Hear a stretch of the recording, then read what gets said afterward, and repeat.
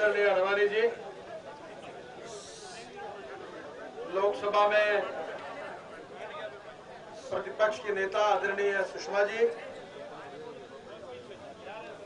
यहाँ उपस्थित पूर्व अध्यक्ष आदरणीय राजनाथ सिंह जी, क्या कर रहे हो यार? मेरे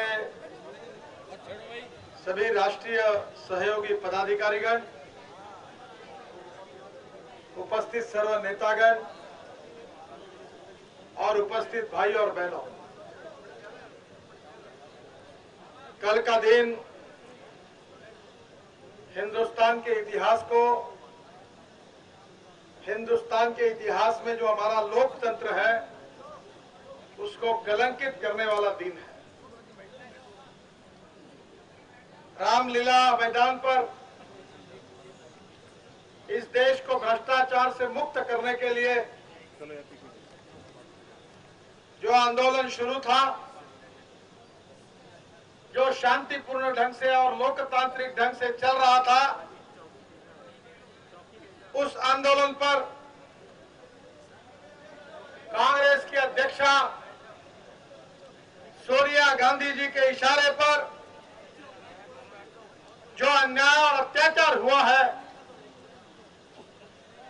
वो हिंदुस्तान के इतिहास को और संस्कृति को गर्दन शर्म से झुक जाए, इस प्रकार की ये घटना है। मैं पूछना चाहता हूं, क्या लोकतंत्र में आंदोलन करना गुनाह है? अगर इस देश में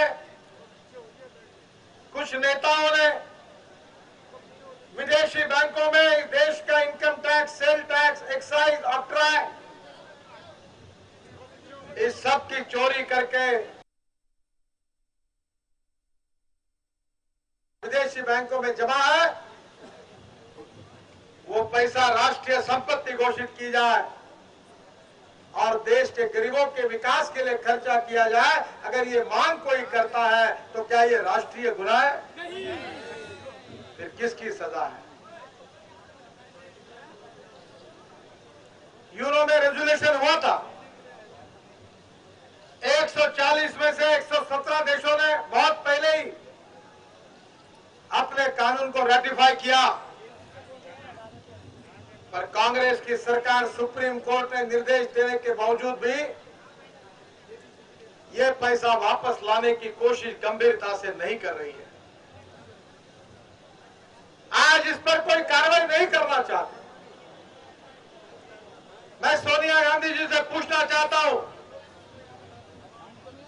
कि आपको किस बात का डर है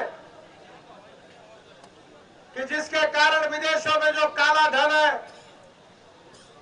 उसको लाने के लिए कांग्रेस पार्टी गंभीरता से कोशिश नहीं कर रही है, यूपीए सरकार कोशिश नहीं कर रही है? इसका कारण क्या है? ये देश की जनता को आप जरा बताइए। बहनों और भाइयों, जिनके धन है उनके नाम जाहिर क्यों नहीं करते, ये सुप्रीम कोर्ट ने सवाल पूछा, तो भी सरकार उनके नाम जाहिर करने के लिए तैयार नहीं है। क्या कारण है? कारण यही है कि विदेशों में रखा हुए काले धन के उन बेईमानों की सूची अगर जाहिर हो जाएगी तो वर्तमान कांग्रेस के अनेक नेता और मंत्रियों का मुंह काला हो जाएगा। इस डर के कारण इस बात का विरोध हो रहा है। बहनों और भाइयों, कल की घटना बहुत ही, रात को मैंने 2:30 बजे तक टीवी देख रहा था, मैं लखनऊ में था, और बाद में 1-1.5 घंटा तो मैं सो नहीं सका। आज कोई टीवी चैनल वो लाइव दिखा नहीं रहा है, थोड़े थोड़े प्रसंग दिखा रहे हैं, पर जिस प्रकार से निहत्थे लोगों पर लाठी चली, अश्रु गैस चला, महिलाओं के साथ जिस प्रकार का व्यवहार हुआ, जो बूढ़े लोग थे बेचारे गिर गए, किसी के हाथ पैर टूट गए। सुषमा जी ने कहा कि करीब 70 लोग हैं। अभी कार्यालय में मुझे जानकारी मिली कि कम से कम 100 लोग ऐसे हैं कि जो जख्मी है वो कहां गए उसका अभी तक पता नहीं है। इसकी चर्चा हो रही है कि लोग कहां चले गए। इन लोगों का गुनाह क्या था? किस लिए इस प्रकार के अत्याचार हुए? जालियनवाला बाग की घटना हमारे इतिहास में है। जिस समय डायर ने हमारे अमृतसर के जालियनवाला बाग में जो लोग इकट्ठा हुए थे उनको चारों बाजू से घेरकर जिस प्रकार से हमारे भारतीय लोगों की हत्या की, उस इतिहास को हिंदुस्तान अभी तक भूला नहीं है। पर डायर की जगह पर ये चिदंबरम नया डायर बनकर हिंदुस्तान की जनता को बरवाने के लिए अपने कुर्सी का उपयोग कर रहा है। ये चिदंबरम वही आदमी है कि जिसने 2G स्पेक्ट्रम में बहुत माल कमाया है और पब्लिक अकाउंट कमेटी के चेयरमैन के नाते डॉक्टर मुरली मनोहर जोशी जी ने अपने रिपोर्ट में कहा है कि इसने खुले रूप से जो राजा ने बाजा बजाया उस बैंड पार्टी का प्रमुख सदस्य अगर कोई था तो ये चिदंबरम था, ये बैंड बाजा बजाने वाला।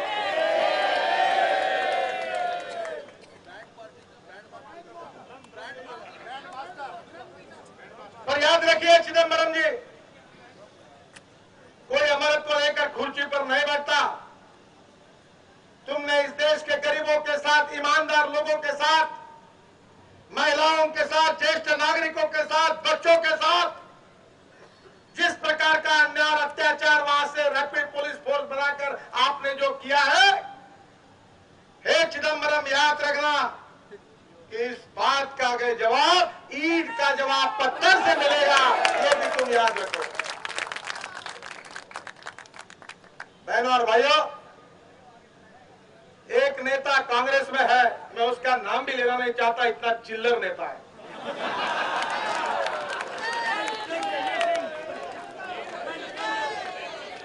यहां हमारा जिस लादेन ओसामा को ओसामा जी कहता है,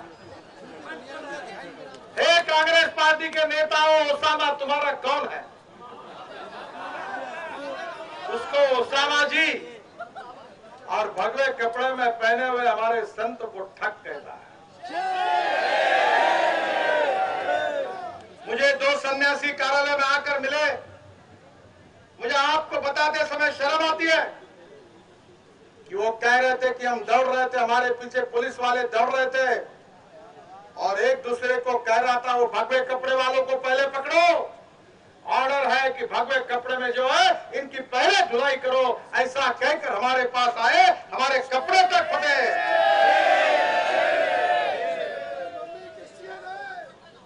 रामदेव बाबा जी की सुबह 10 मिनट फोन पर मेरी बातचीत हुई।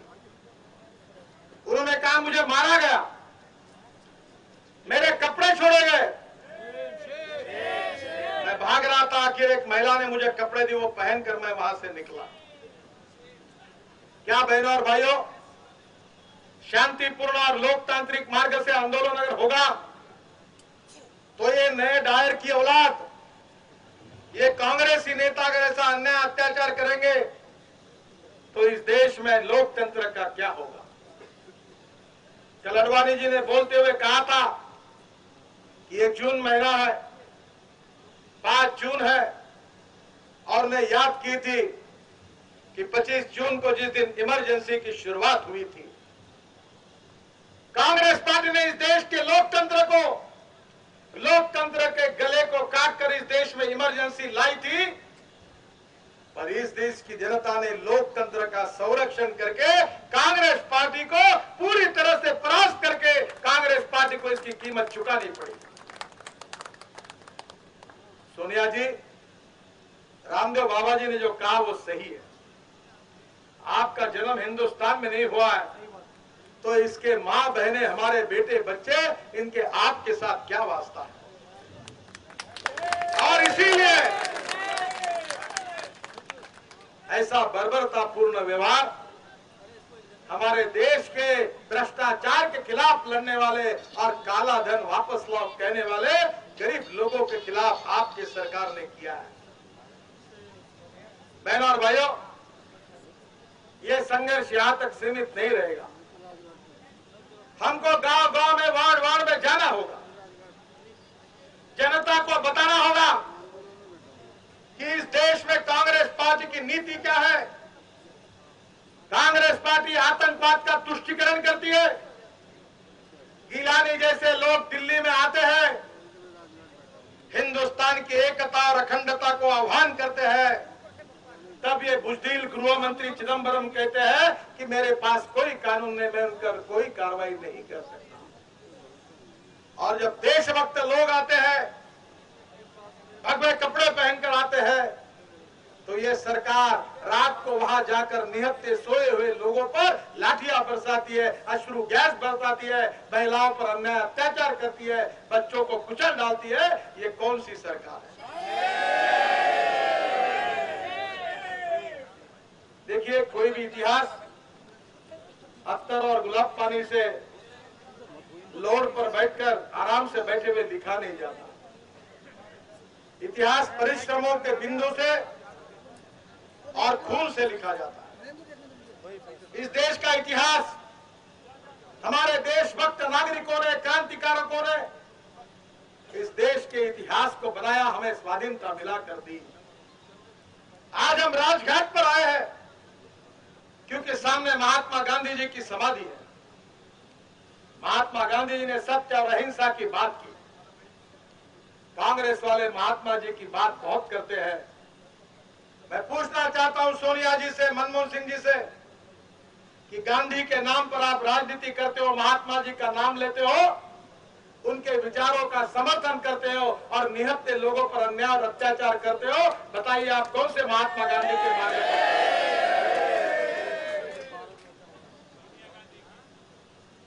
ये कांग्रेस महात्मा गांधी की कांग्रेस नहीं है, ये सोनिया गांधी की कांग्रेस है। सोनिया जिसकी मम्मी है, और सरकार निकम्मी है, वो सरकार निकम्मी है, वो सरकार बदलनी है। और कांग्रेस पार्टी भी ऐसी बनी हुई है कि माँ बेटों की पार्टी है, एक मालकिन है और बाकी बहुत सिब्बल फिब्बल जैसे लोग झाड़ू कचरा उठाने वाले बहुत लोग का काम कर रहे हैं। इनको कोई नहीं पूछता। ये मैडम के इशारे पर नाचने वाले हैं और जो कुछ तमाशा हुआ है उसका जवाब हिंदुस्तान की जनता मांगेगी और हिंदुस्तान की जनता इसका हिसाब चुकाएगी। ये बात आप अच्छी तरह से याद रखिए। आज लोकतंत्र के इतिहास में लोकतंत्र को कलंकित करने का काम रामलीला मैदान पर करके कांग्रेस वालों ने रामलीला नहीं की, वो तो रावण लीला की।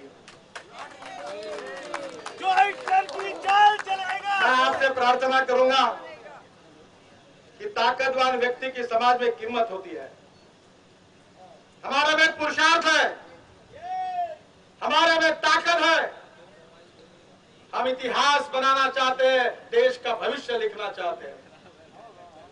और मैं इसलिए आपको ये बात आह्वान करना चाहूंगा कि आज की स्थिति में इस बात को लेकर एक एक घर तक जाकर इस कांग्रेस की सरकार ने मां बहनों पर, बूढ़े इंसानों पर, हमारे भगवे कपड़े पहने हुए साधु संतों पर, छोटे बच्चों पर जिस निर्दयता से अत्याचार किए हैं, अन्याय किया है, इस कहानी को आपको लोगों तक पहुंचाना है। और आने वाले समय में लोगों को यह कहना होगा, क्या ऐसे लोगों का आप साथ देने वाले हो? नहीं। अगर नहीं तो फिर कहना होगा, तख्त बदल दो, ताज बदल दो, भ्रष्टाचार तानाशाही नहीं चलेगी, नहीं चलेगी। भ्रष्टाचार तानाशाही नहीं चलेगी, नहीं चलेगी। भ्रष्टाचार तानाशाही नहीं चलेगी, नहीं चलेगी। इस विचार को लेकर आप यहाँ से जाइए और इस संघर्ष में पूरी ताकत लगाकर, पूरी शक्ति के साथ जो भी कार्यक्रम हमें मिलता है उसमें शरीक होकर आप इस आंदोलन को यशस्वी करिए, यही आपसे प्रार्थना करता हूं। बहुत बहुत धन्यवाद। नमस्कार।